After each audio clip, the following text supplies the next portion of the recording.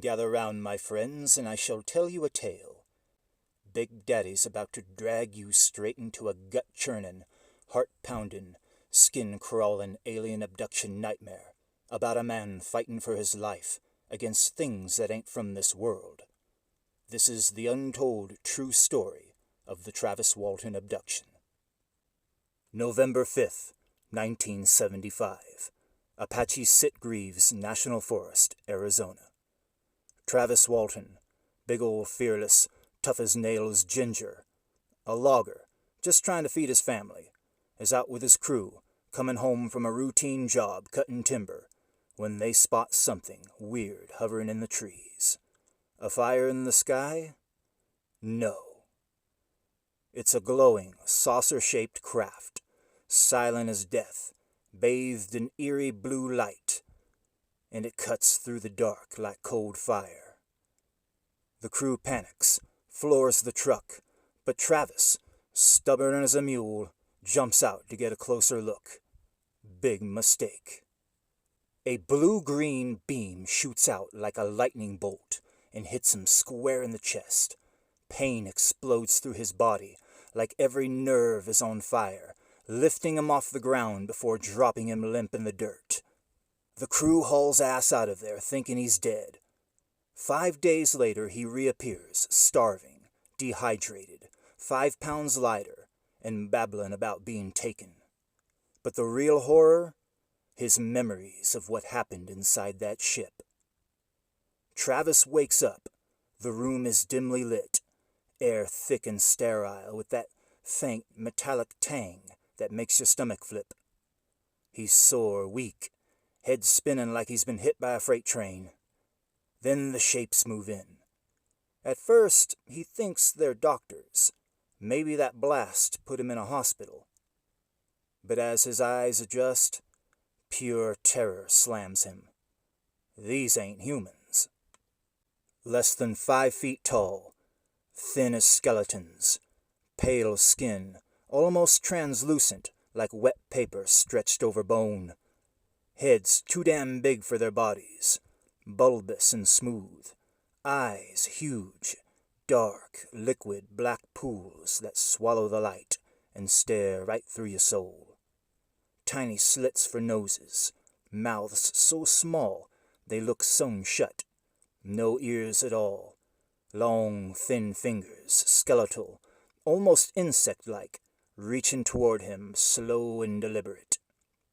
Travis loses it and scrambles off the table.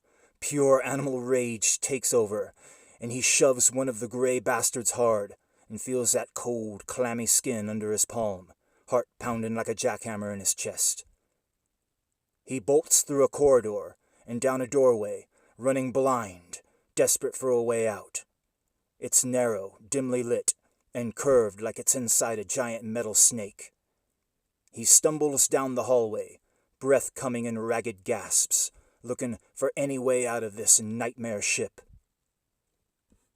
He goes into another room, a big spherical chamber, with nothing in it but a single high-backed chair sitting dead in the center, like a throne for some cosmic king.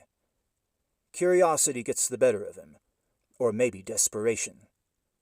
He sits down, starts pushing buttons on the armrests like a kid in a video arcade. Then the ceiling opens up, smooth as silk, stars spinning past, Earth sitting there like a bright blue marble in the black void. For a second he thinks he's finally free, until he hears a sound, and then he looks. He doesn't see those creepy little grays, no. Instead, he sees a tall humanoid, a muscular humanoid.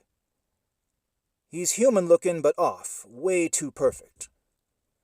Tight-fitting blue uniform, velvety blue like some high-end flight suit with no insignia, no patches, nothing to say who the hell he works for. Glassy helmet covering his head, with eyes bigger than normal. Bright gold staring right through Travis, like they can read his every sin he's ever committed. The figure don't say a word, just grins this dull, empty smile and motions for Travis to follow him, calm as a cop leading a drunk to the squad car.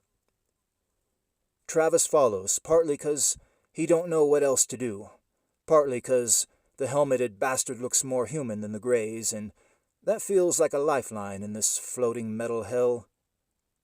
They walk down another hallway, boots echoing on the metal floor, then down a steep ramp into a massive hangar-like room, the size of an aircraft hangar, filled with other disc-shaped craft, parked neat and quiet. 3 more tall humanoids are waiting there, 2 men and a woman, all with the same muscular build, same dull grins on their faces. No helmets on these 3, just perfect heads of blonde hair. But their eyes are just as off, golden, too bright, too knowing. They don't speak. They just grab Travis by the arm, firm but not rough, and lead him straight back to another exam table, like he's a misbehaving patient who wandered off. One of them picks up a clear plastic mask, presses it over his face. Gas hisses out, chemicals fill his lungs.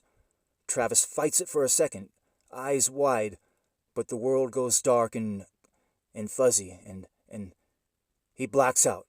He blacks out cold, slipping into nothing, while those tall, blue-suited bastards stand over him like orderlies in some interdimensional hospital.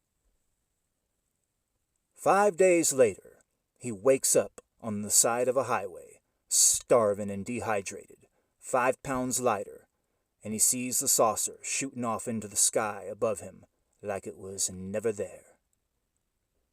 Makes you think, don't it? These tall, blue-suited bastards, with their golden eyes and golden hair, were working hand in hand with the Greys. What exactly is the nature of their operation? What are their motives? Travis passed several lie detector tests. The part about the blonde-haired humanoids rarely gets talked about when Travis's tale is spoken of. He would go on to do many interviews over the years, and his story was even made into a Hollywood movie. Travis believes that what happened to him that night was an accident. He believes they took him and resuscitated him and fixed his injuries. He believes they saved his life. There's been a lot of abductees who have spoken of these beings. They call them the Nordics. The real question is, are they friend or are they foe? The veil is thin out there in them Arizona pines. One wrong step might get you beamed up, examined, paraded around the damn ship, and dropped back just like yesterday's trash. Could be military from another world running experiments. Could be fallen watchers wearing human disguises. Could be the good Lord letting us peek behind the curtain to remind us we ain't alone in this universe. Travis lived it, told it straight for 50 years, and every time he talks about that fateful night, you can hear the shake in his voice, like part of him is still lying there on that cold, cruel table. Big Daddy out. Drop your own abduction memories, Nordic humanoid encounters, or gray alien nightmares below. I know some of y'all have felt the presence of those short little guys with the big black eyes. Spill it raw. Peace.